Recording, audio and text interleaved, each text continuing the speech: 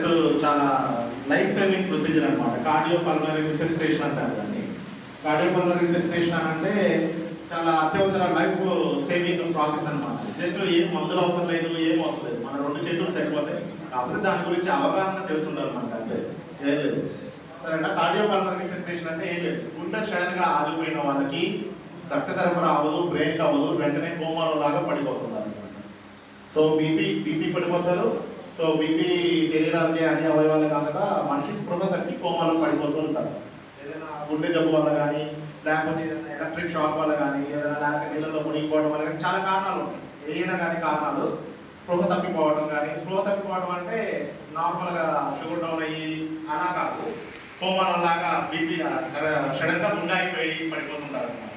దానివల్ల దానికి ఇది ప్రత్యామ్నాయం. అదేంటంటే ఫస్ట్ మనం చాలా తొందరగా ఫస్ట్ నిమిషాల్లో కనుక మనకి ప్రొసీజర్ వచ్చి చేయగలిగితే పేషెంట్ చాలా తొందరగా రికవరీ అయ్యే అవకాశం ఉంది. మనం దగ్గరలో ఉన్న మెడికల్ సెంటర్కి పంపించుకోవచ్చు. ఫర్దర్గా వాళ్ళు చూసుకుంటారు ఏంటి కారణం ఏంటి. ఇది కార్డియోపల్మనరీ రిససిటేషన్.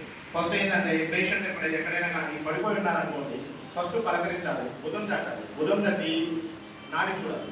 పేషెంట్ పలకలేదు, నాడి కూడా సరిగ్గా రావట్లేదు, చేతులు ఇక్కడ కానీ రెడీలు అనమాట, రెడీలు అంటారు, లేకపోతే మెడకాడ కానీ నాడి చూడతాం అన్నమాట. అది దొరకట్లేదు. సో పేషెంట్ స్పృహలో లేదు, సరిగ్గా మాట్లాడడం లేదు, మాట్లాడేం అసలు ఉండవు, మాట్లాడే పడిపోయి ఉంటారు.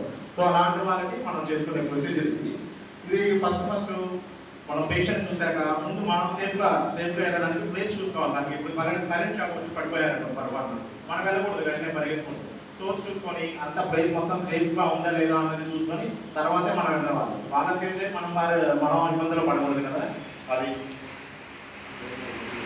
ఫస్ట్ ప్లేస్ అనేది సేఫ్టీ చూసుకొని తర్వాత పేషెంట్ని ఒకవేళ సేఫ్టీలో లేకపోతే సేఫ్టీలోకి తీసుకొని రావాలి బయటికి. లేకపోతే బాగా ఉంది అంటే పేషెంట్ దగ్గరికి వెళ్ళి మనం భుజం తట్టి నాడి చూస్తాం అన్నమాట.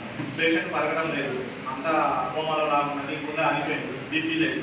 సో తర్వాత ఏం చేయాలి అంటే ఇంకొకరిని హెల్ప్గా పిలుచుకొని ఫస్ట్ 108కి ఏదైనా దగ్గరలో ఉన్న మెడికల్ సెంటర్లో ఎవరో కాల్ చేసి రమ్మని చెప్పాలి. ఫస్ట్ ప్రొసీజర్ అది.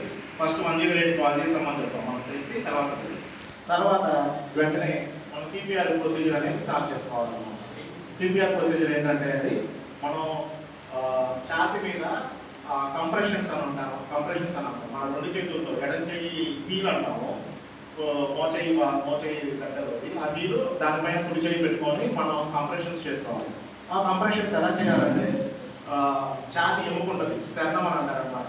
ఛాతి ఎముక మీద కింద భాగంలో మనం 2 చేతులు పెట్టి ప్రెస్ చేయాలి. 2 చేతులతో 2 మోచేయి వంచకుండా స్ట్రైట్గా వచ్చి ప్రెస్ చేయాలి పేషెంట్ కింద భాగం.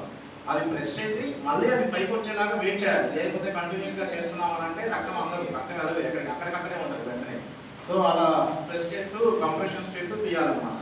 అది సుమారుగా నిమిషానికి 100 సార్లు చేయాలన్నమాట. నిమిషానికి 100 సార్లు మనం నొక్కాలి. ఇంచుమించు 2 సెంటీమీటర్లు 2.5 సెంటీమీటర్లు లోపలికి వెళ్ళినట్టు నొక్కాలి. తర్వాత నొక్కి తర్వాత మళ్ళీ అది పైకి వచ్చిన తర్వాత మళ్ళీ ఇంకోటి చేయాలి. అలా స్పీడ్ మెయింటైన్ చేసుకుంటూ నిమిషానికి 100 సార్లు చేయాలి. నిమిషానికి 100 సార్లు చేసుకుంటూ ప్రతి 30 సార్లు కౌంట్ చేసుకోవాల్సిందే, తప్పదు. కౌంట్ చేసుకుంటూ ప్రతి 30 సార్లు అవగానే మనం నోటి నుంచి నోటికి శ్వాస అందించాలన్నమాట. నోటి నుంచి నోటికి 2 సార్లు శ్వాస అందించుకోవాలి.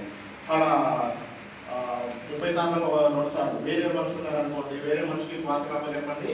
తర్వాత శ్వాస అందించేటప్పుడు కొంచెం గడ్డ పైకి తలపైకి ఎత్తి ఇవాళ వచ్చింది. అప్పుడు ట్రెగియాను టంగియాను వెనకాల పడితే వెనకాల బ్లాక్ అవ్వకుండా ఉంటుంది అన్నమాట. ప్రతి నిమిషానికి 100 సార్లు అలా చేస్తూ ఉండాలి. జస్ట్ బొమ్మలు ఫస్ట్ కాల్ చేయాలని చెప్పాను. తర్వాత ఏంటంటే పేషెంట్ రెస్పాన్స్ తగ్గి చూడండి, పళ్ళు చూడండి, లేదు అంటే స్ట్రెయిట్ కంప్రెషన్ స్టార్ట్ చేయండి. తర్వాత మనం బ్రీతింగ్ ఇచ్చుకోవాలి. అలా కంటిన్యూస్గా ఒక 4-5 సార్లు 4-5 సైకిల్స్ అంటాం అనమాట. కంటిన్యూస్గా 4-5 సైకిల్స్ చేసిన తర్వాత ఫర్దర్గా పేషెంట్ వెంటనే కోలుకుంటుంది. ఇది స్పృహ వచ్చిందంటే వెంటనే నియర్ బై మెడికల్ సెంటర్కి తరలించుకోండి. కొంచెం పేషెంట్ క్రిటికల్ స్టేజ్ నుంచి బయటపడే అవకాశం ఉంది. మెయిన్ చనిపోయే వాళ్ళని కొంచెం లాగినట్టుగా మన ప్రయత్నం చేసినట్టుగా ఉంటుందండి.